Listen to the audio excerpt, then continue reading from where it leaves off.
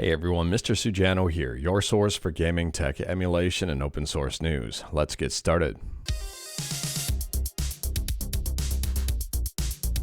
Alright, to kick things off, we're talking about Windows emulation on Android with not Win Now, but Win Later, and really Win Later in this case. So yesterday we talked about Winlator, and there was quite the controversy surrounding this emulator, and it seems that now development has been paused. So here's the note from the developer. Hello everyone, I've been working on Winlator for a long time, more precisely since June 2023, and I have decided to pause the development of the project for now. I'm a guy who works alone and I do not have the strength to defend myself. In the last 2 days, accusations and attacks against me about viruses in Winlator have started to appear, which has made me very upset. I always check the files before each release, and I always work hard to deliver a quality app, and I would never put viruses in it. This is a project that I work on with my heart. I do not earn much from it. What I earn from donations is just to cover the costs, and I think it is not worth the stress anymore. I thank you all from the bottom of my heart. So at the time of filming, Winlator version 10.0 hotfix is the latest and possibly last update. And I say possibly last, even though the development is paused and not stopped. And that's because of this phrase here. I think it is not worth the stress anymore. That to me sends a huge message as to what might be the future of this emulator. If the developer doesn't think the emulator is worth the stress anymore, I would say that's a bigger thing than just paused. But regardless, it does appear the developer has removed the malware from Winlator. And that is in this last line here of the hotfix, and they did list test D3D, which I think was the source of the malware in the previous version. Now, interestingly, yesterday the EmuGear Discord community reached out to me to provide more information and context on the matter to help clear things up and try to set the record straight. And this is where we ended up. So Winlator contained malware, that much we know and that much has been proven.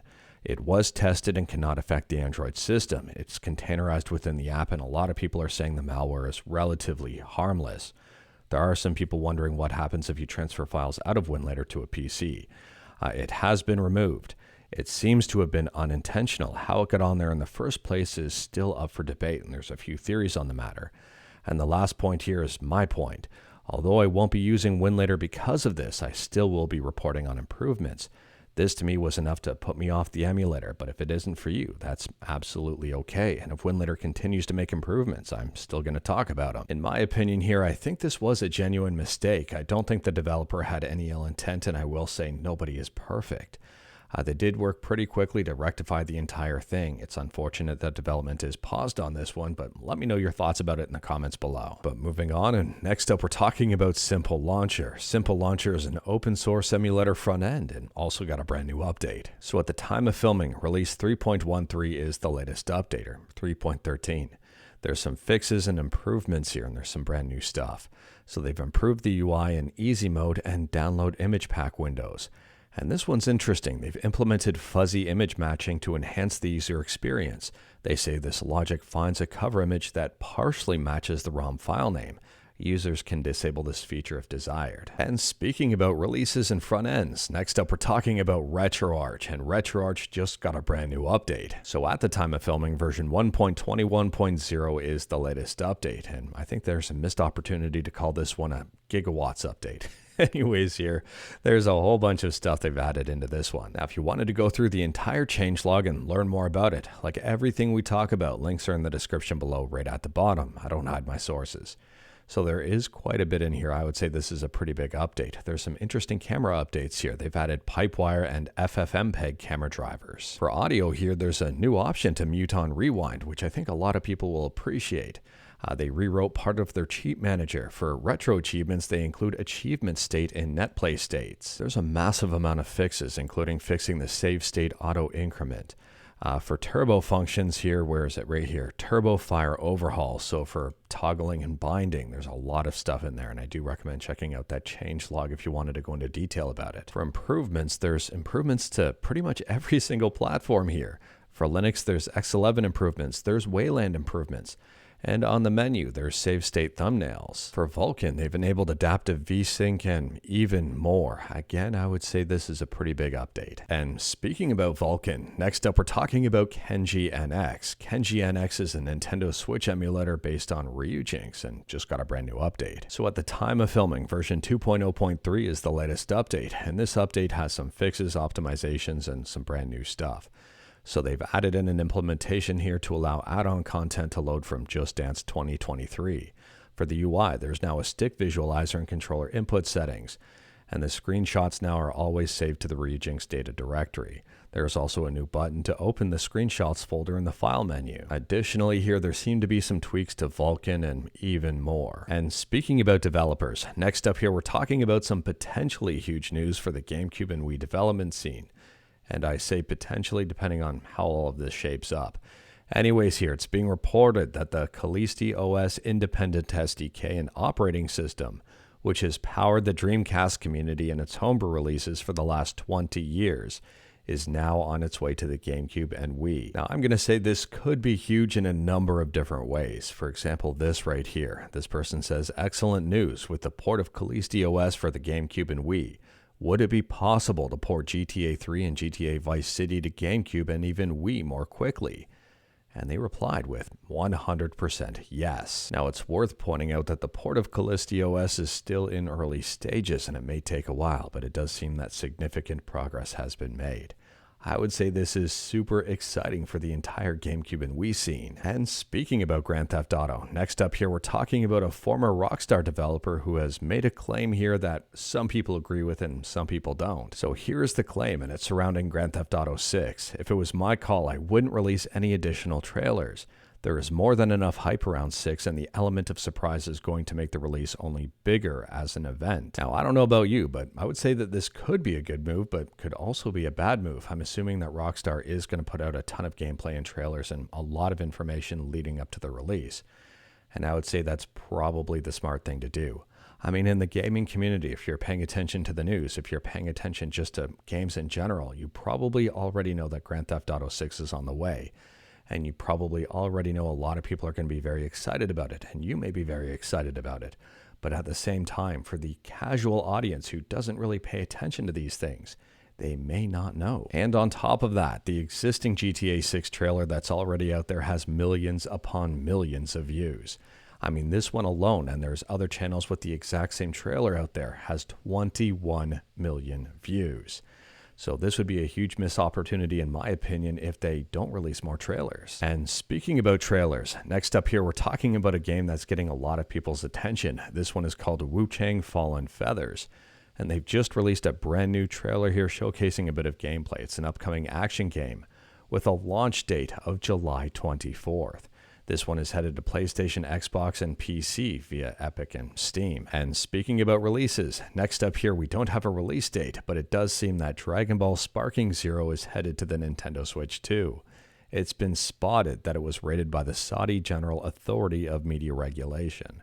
There is a tweet for it, but unfortunately the tweet has been deleted. Let me know your thoughts about this one, but I'm not surprised at all that Dragon Ball Sparking Zero would make its way to the Switch 2. I mean, it makes sense.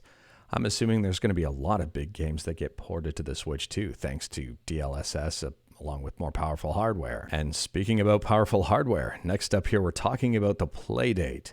And anyways here, this is a pretty big announcement. The achievement framework has officially hit version 1.0. You can now easily add achievements to your games with support for standard progress-based and hidden achievements, plus a full viewer and toast notifications. On top of that, they say the Playdate Achievement Framework is an open standard anyone can build on. To me, the Playdate keeps getting more and more exciting as time goes on. When it initially dropped, it was pretty neat. I thought it was a very neat little handheld, but I was worried about what content was going to be on it and kind of what the shelf life of this thing was going to be, given the fact that it seems pretty limited in what it can actually do. However, and this is a big however, that was my initial impressions. As time has unfolded, there's more and more games on the system, more and more features, and it's getting more and more interesting. And speaking about getting more interesting, next up here we're talking about Doom on the AtariST, and to me this is really impressive. So here is the tweet. Goodbye Grayscale, Doom on the AtariST now in 16 colors with a lot of dithering. palette effects, screen going red when taking damage supported as well. The developer behind this one says it's still running on an emulated AtariST with 8 megabytes of RAM accelerated to ludicrous speed. Don't expect a playable game yet, so we'll have to wait and see on how this one unfolds and how development continues.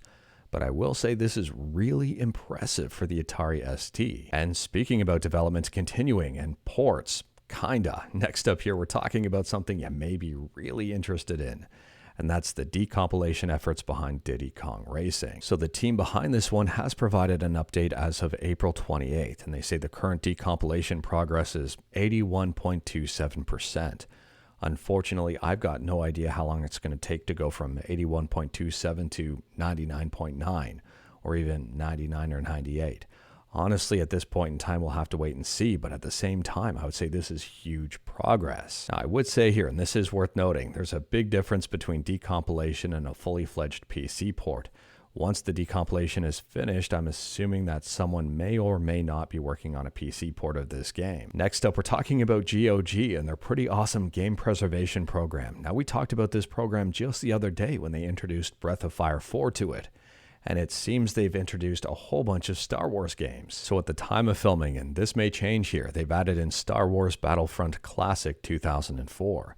They've also added in, I'm trying to get to it here, Star Wars Dark Forces from 1995, Star Wars TIE Fighter Special Edition, as well as Star Wars, I don't like this menu, here we go, Star Wars X-Wing Special Edition, and also this one here, Star Wars Rebel Assault 1 and 2.